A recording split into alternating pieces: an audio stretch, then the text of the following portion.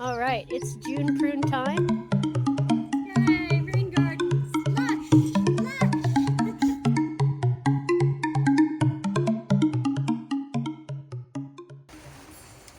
I'm Shannon from ERA Landscaping, and it's time for the June prune here in Central Texas. My native plants are growing super well. They're getting really bushy, really tall, and it might be a little much. I kind of feel like in the space close to our house, I want to go with a little more formal and tidy look. This is great for if you're in HOAs, places that native plants might not be fully accepted yet, but you want to showcase that yes, these can look very tidy, look like a more formal garden. And how you do that is just a little bit of maintenance. So if it feels good for you to trim back your native plants like this rock rose and fragrant mistflower, at this time of year is a good time to do it. What you're going to be doing is imitating the action of herbivores in the landscape. If I had deer in here, which I don't, they would be pruning things back in a bit of a chaotic way. I'm going to prune things back. It's going to improve the health of the plant. They're going to grow better later. And the way I'm going to do it is I'm going to come down here and I look for a spot just above a node where the leaf comes off the stem. And I'm going to trim just above that. Trimming just above the node at an angle. Boom. That does hurt me a little to trim back plants that are blooming just because they're so pretty right now. But I know that this is going to look really leggy later in the season if I don't do this now. So what I'm going to do is I've got rock rose throughout the landscape. Today I'm going to trim back this one. It's going to take me maybe 5 minutes. Next week I might do another one here, I might do another one there, and that breaks up the task so that I'm not out here in this Texas summer heat too long. Let's see, I'm going to trim here, I'm going to trim here, and I'm just going to give it, some of these my dog's already broken off. I'm going to give it a bit of a haircut, trim this bush back a little bit, and that will help me have fuller, bushier growth later in the season. I am sacrificing a few blooms now, but it is going to bloom again very profusely very soon. Like I said, the June prune, entirely optional. Do it if it feels good for you. If it doesn't feel good to you, there's no need to try and tame the jungle. Your native plants will be just fine without it. But some people want their gardens to look a little tidier, and when you have that as your aesthetic preference, that is just fine. To give these a little bit of a cut back to make them look more formal. Also, if you have broken branches because your dog stepped in your garden, mine definitely did, they were chasing a lizard, well, now's a good time to get those off too, so that's not a place where disease can enter the plant. Trim off that broken part just below where it's broken, so that way you don't have an entry point for disease.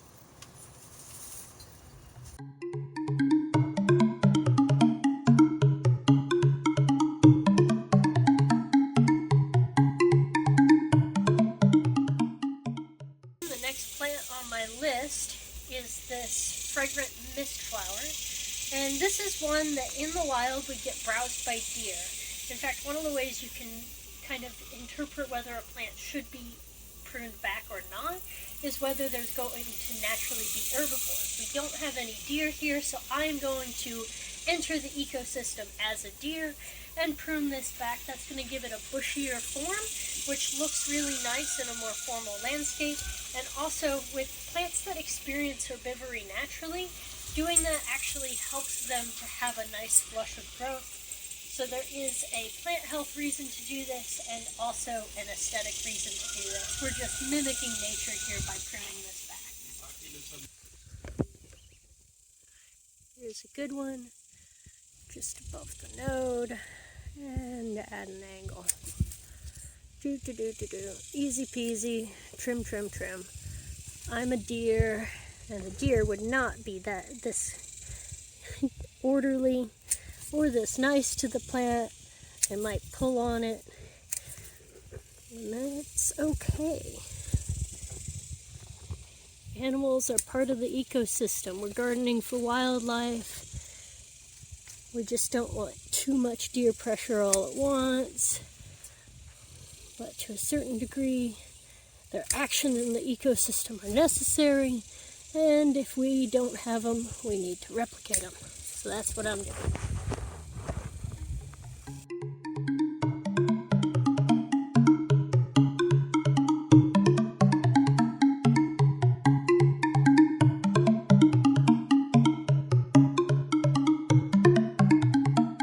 Alright, I got the first Fragrant Mistflower trimmed back here. And I think that's really nice because it shows off this beautiful Yeetsia Platostegia. This is our hill country endemic shrimp plant. Really cool bracts and blooms here. Mostly blooms in the morning. It's afternoon now, it's getting a bit warm, so the blooms are closing up. There is a common shrimp plant in the trade that's orange. That's from farther south down in Mexico. This one is our hill country endemic. Very rare in the trade and rare in the wild. So super cool. I want to show that off. That's part of why I trimmed back that Fragrant Mistflower. I am going to trim this Plateau Goldeneye back. The reason for that is my experience with these has been that by the end of the summer, they get huge, and these have actually been falling into my path. And I don't want them falling into the path. Some of the back ones I'm going to let just do their thing, but because this one is right next to our path, I'm going to go ahead and trim that back pretty severely. Again, I am mimicking what a deer would do, because we don't have deer in here, and I need to now be them. Boom. Lopping the top off. It's a little hard to do, but I know that ultimately that's going to give me a better form that works better for my space. And that is just okay. The plant is going to be just fine. It doesn't hurt it to have some of this torn off. They adapted with herbivores. Nature likes farming with animals, and I'm an animal.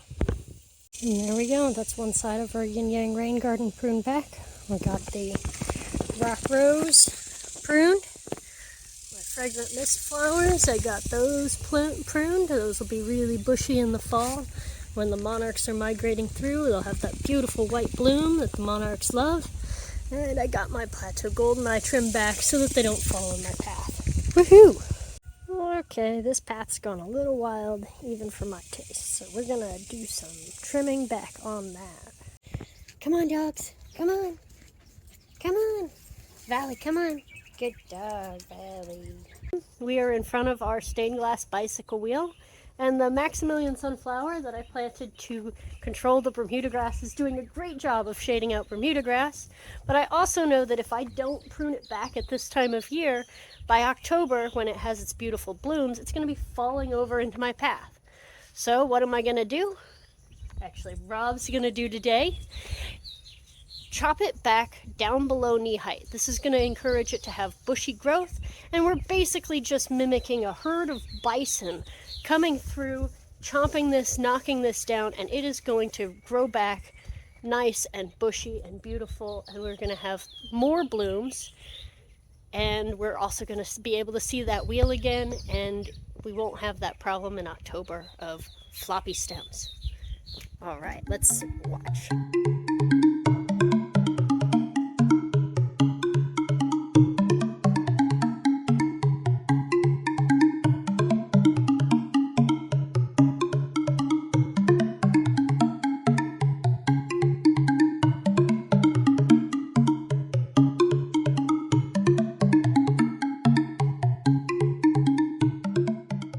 Even this Turk's cap can go down a little bit too. It'll help them get bushier. You want it to about the same height? Yeah, let's go to the same height on this. Turk's cap has a beautiful bloom that looks like that. Another name for it is wax mallow. Ta-da! Look at all that biomass. Dang!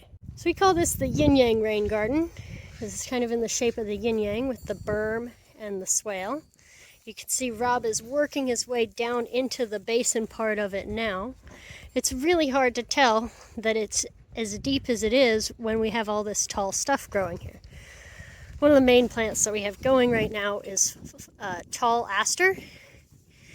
Yeah, it's the taller cousin of the very popular fall Aster, and it is going to have absolutely stunning purple blooms in the fall.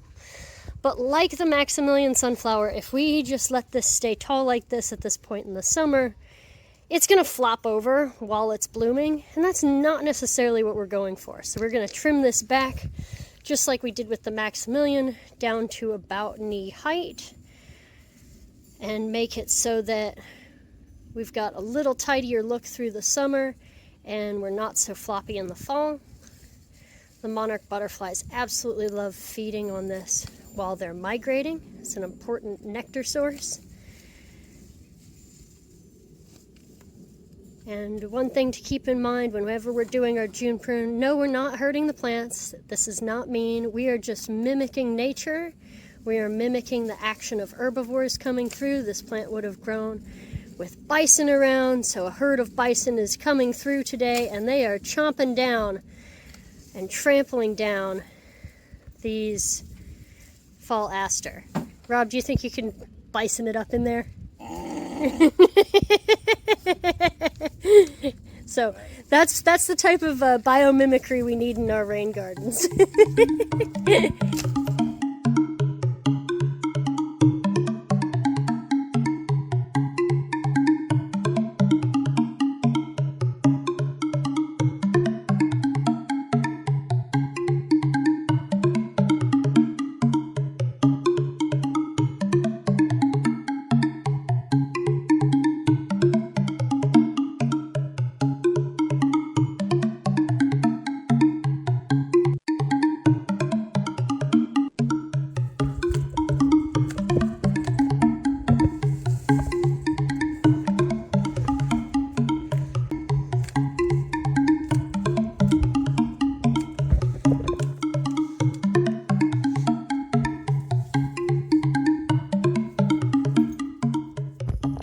That's that. We did it. June prune accomplished. We got our Maximillian sunflowers, tall asters, fragrant mistflower, rock rose, Plateau goldeneye, a couple of Turk's cap, and artemisia too. All of those are pruned back a little bit so they don't get too leggy, so they're not flopping over when they're blooming in the fall. We're mimicking nature here, mimicking the action of herbivores coming through and gobbling up plants. But if you don't want to trim your plants back at this time of year, if it's too hot, if you just want to let it go wild, that's totally fine. It's about what feels good for you. June prune is totally optional. Thank y'all for listening, and happy gardening.